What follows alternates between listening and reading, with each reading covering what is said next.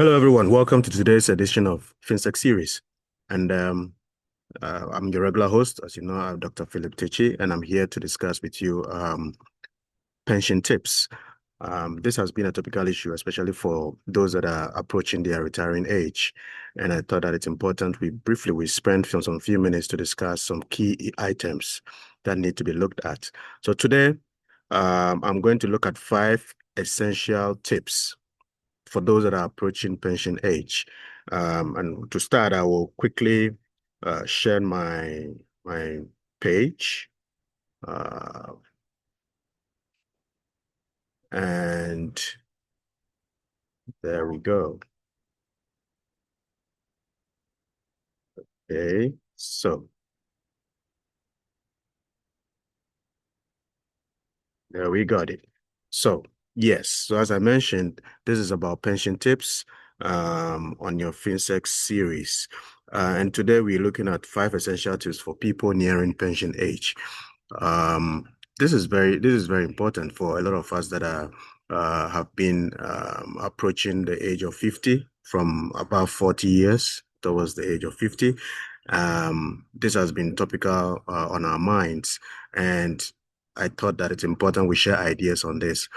5 things I would like to share with you will be, first of all, it's important that you secure, basically overall, it's important that we secure our pensions. And to do that, you need to take up some basic steps. One is to know your relationship manager. So every pension house has a relationship manager assigned to the contributor. And it's important for you to identify who your relationship account manager is. If you don't know this, what you do is to contact your accounts team. They can make arrangement with your um, fund manager, and then you can contact them to know who your relationship manager is. This is very important because a lot of the conversations we're going to have, you need the help of this relationship manager to get that executed. So once you know your relationship manager, the next thing is to verify your employer contributions. Most of the time, especially for those of us that are not in finance department, we assume that their employers contribute as expected. But you'll be surprised that this doesn't happen in most cases. And unfortunately, employers don't seem to have a way of cross-checking whether this is happening or not. So like I said, once you have your relationship manager in place, you can always contact your relationship manager to help you check month on month. And sometimes they can also get you a link that can connect to your email. So there will be updates that will be shared through that link to your email for you to verify, self-verify if the contributions are going. This is very important. So please don't take it for granted. Thirdly, so we've known your relationship manager. Secondly, verifying your employer contributions. Thirdly, update your beneficiary list. This is also another crucial item. Most of us started working at a time that, for example, we're not married. Changes that have happened now in our lives didn't exist at the time that we started contributions. And the forms were filled at the time. Particular beneficiaries were put on the list at the time. But once the changes have happened, it's important that we update these forms.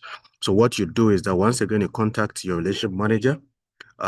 They can send you the form to update the beneficiary list. There's been cases where people have passed on, and when their spouses, for example, are going in for the pensions, they only get surprised that no, their names are not on the list. And that may not be intentional. It may be based on an assumption that, oh, I always had the name there, but you never did. So please make sure you go and check the beneficiary list and update it accordingly. Fourth on the list, settle any student loan obligations that you may have. So some of us, whilst we're in colleges, took some student loans. What we don't know is that we can even use some of the contributions that we have made on our SNIT portfolio to offset the loan. The problem is that if you don't do that, interest continues to compound on that loan.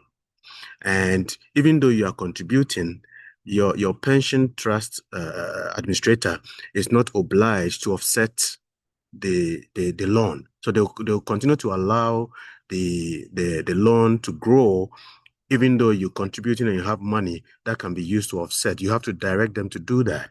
So if you don't do that, you get to your pension and you're going for your money, only to be told that your student loan has grown so much, and so you are only entitled to this little if you are lucky. So that's something that we should also look at. Then finally, some of us have also, for some reason, lost our jobs along the line. So you find yourself in between jobs. Now, the thing is this: pension amounts are arranged. So even if you are not working and you can afford to contribute something, contact your relationship manager. It does not need to be on the same amount that you were contributing when you were employed. You can contact your relationship manager. There can be an arrangement made to reduce the contribution so that at least you continue to contribute to meet up with the minimum cumulative age that you require to be eligible for your pension. You know, in Ghana, for instance, it's about 20 years. You need to have contributed for about 15 to 20 years. So even if you are 50 and you have not contributed up to that number of years, you may have problems, having access to your pension. So these are the tips that I wanted to share with you today. Thank you so much for your time. And I will encourage you to continue to stay tuned for the next edition of FinSec series with yours truly, Dr. Philip Takyi. Thank you. Very